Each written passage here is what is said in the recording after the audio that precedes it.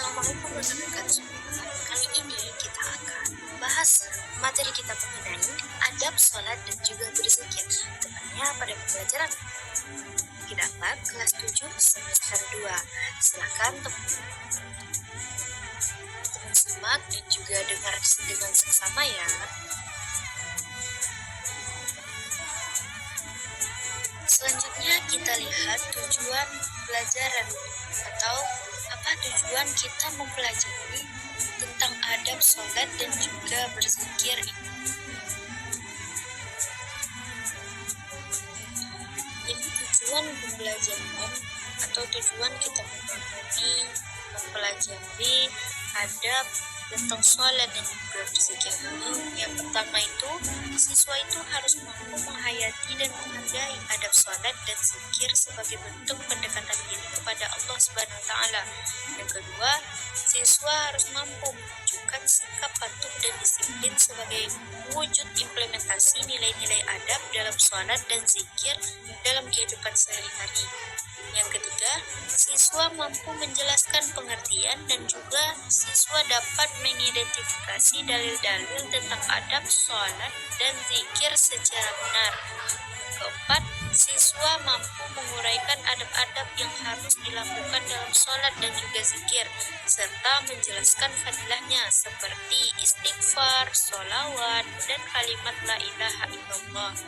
Yang kelima, siswa mampu menunjukkan hikmah dan berperilaku terpuji dari orang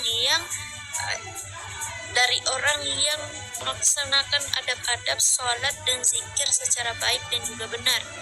Yang keenam, siswa mampu mempraktikkan adab-adab sholat dan zikir dalam kehidupan sehari-hari sebagai wujud pengalaman spiritualnya. Selanjutnya,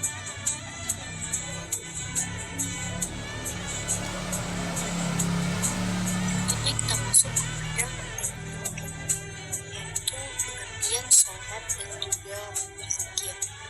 Pertama kita lihat pengertian sholat dan juga dalilnya. Jadi sholat itu menurut bahasa berasal dari bahasa Arab, yaitu sholah yang memiliki arti doa. Sedangkan menurut istilah syara, sholat itu adalah suatu ibadah yang tersusun dari beberapa perkataan dan beberapa perbuatan yang dimulai dengan takbiratul ihram dan diakhiri dengan salam dan memenuhi syarat dan juga rukun sholat tersebut.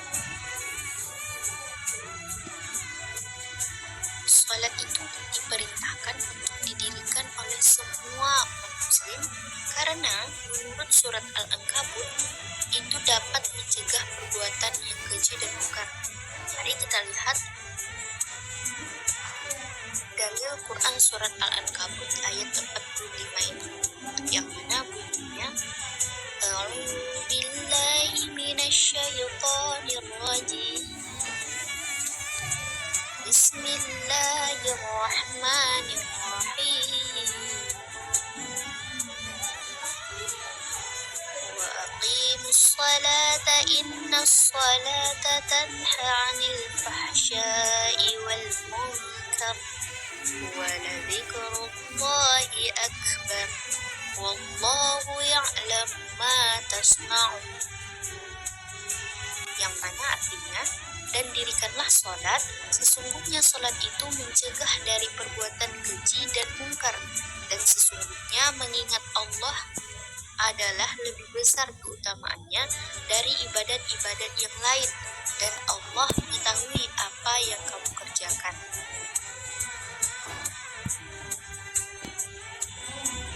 Yang kedua, kita lihat pula apa pengertian dari berzikir dan juga dalilnya. Jadi kata zikir ini berasal dari bahasa Arab yaitu zakara, yang berarti mengingat atau menyebut. Sedangkan menurut istilah, zikir adalah mengingat Allah dengan cara menyebut sifat-sifat keagungan Allah dan memuliakannya. Sebagaimana dalam Quran surat Al-Ahzab ayat 41 yang berbunyi, Bismillahirrahmanirrahim. Ya ayyuhalladzina amanu dzkurullaha dzikran katsira. Yang mana artinya, Hai orang-orang yang beriman, berzikirlah dengan menyebut nama Allah, zikir yang sebanyak-banyaknya. Selanjutnya kita masuk kepada bagian yang kedua, yaitu adab sholat dan juga zikir. Yang pertama kita lihat dulu apa saja adab di dalam sholat. Yang pertama itu khusyuk, sebagaimana firman Allah sebagai berikut, yaitu terdapat dalam Quran surat Al-Mu'minun ayat 2 yang berbunyi Bismillahirrahmanirrahim. Alladzina hum fi salatihim khashi'un. Artinya, yaitu orang-orang yang khusyuk dalam sembahyangnya. Yang kedua, adab sholat itu hati yang ikhlas. Yang sebagaimana dijelaskan dalam Quran surah Al-Baqarah ayat 5 yang artinya padahal mereka tidak disuruh kecuali supaya menyembah Allah dengan menunjukkan ketaatan kepadanya dalam menjalankan agama yang lurus, dan supaya mereka mendirikan sholat dan menunaikan zakat, dan yang demikian itulah agama yang lurus.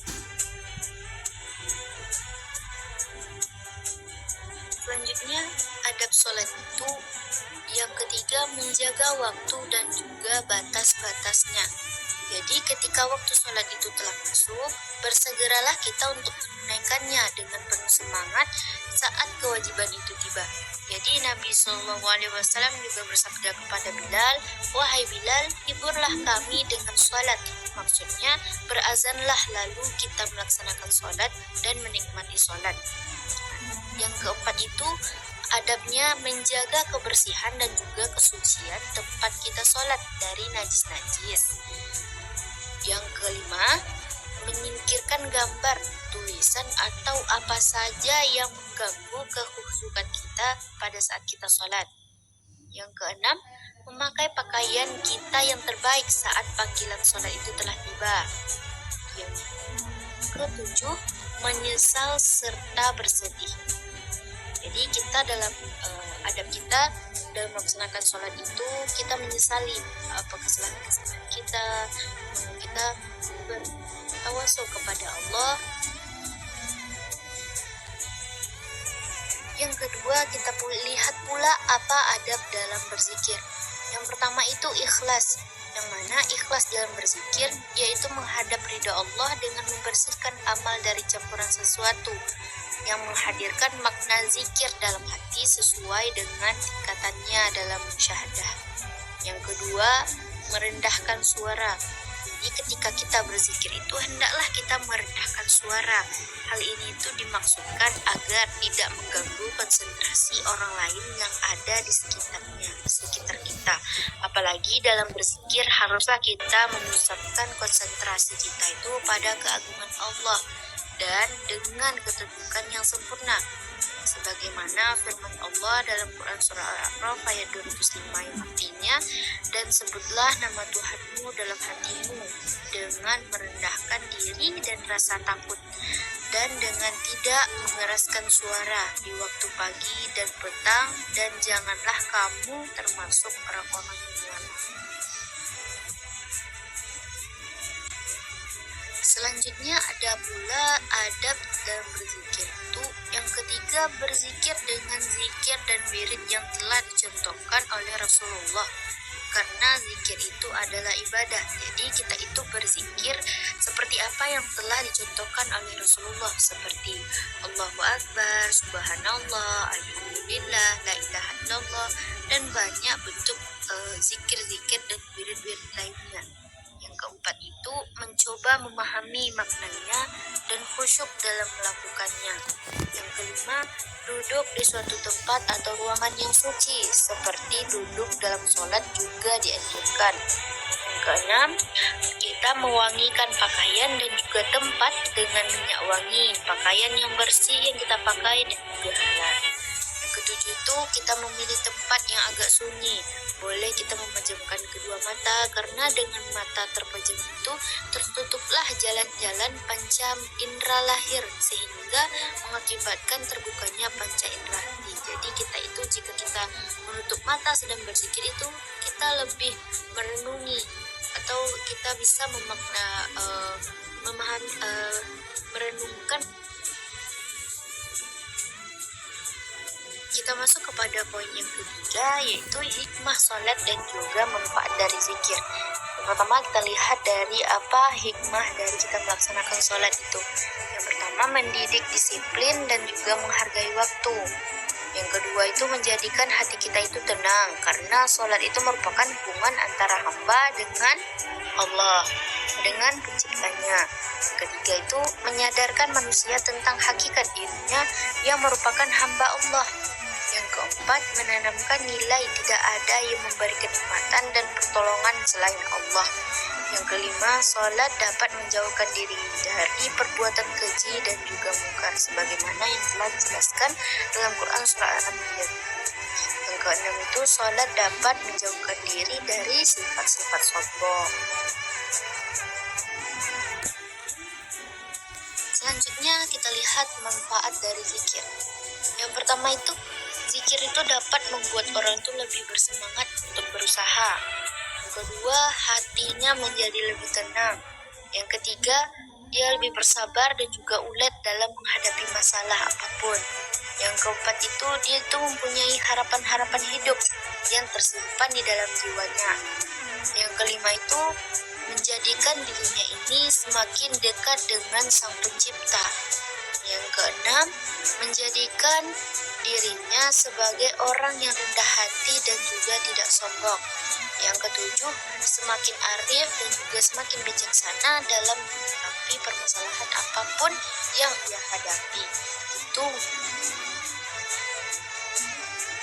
mungkin sekian materi kita mengenai adab sholat dan juga adab dalam berzikir.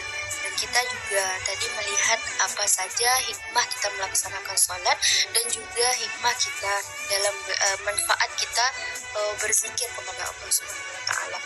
Mungkin teman-teman bisa lihat sendiri apa kesimpulan dari materi kita tadi. Teman-teman juga dapat membaca. Selanjutnya teman-teman bisa juga memperkuat pemahaman teman-teman mengenai adab tentang sholat dan juga zikir tadi, dengan berlatih dengan soal-soal yang telah disediakan ini. Contohnya yang pertama, apa saja adab-adab sholat yang perlu diamalkan dalam melaksanakan sholat. Yang kedua, apakah yang dimaksud sholat khusyuk. Jadi terkait dengan soal ini telah dijelaskan atau telah dipaparkan pada materi sebelumnya. Teman-teman bisa melihat materi yang telah kita paparkan tadi. Mungkin hanya sekian penjelasan saya mengenai adab tentang sholat, adab sholat dan juga zikir ini. Saya sudahi dengan Assalamualaikum warahmatullahi wabarakatuh.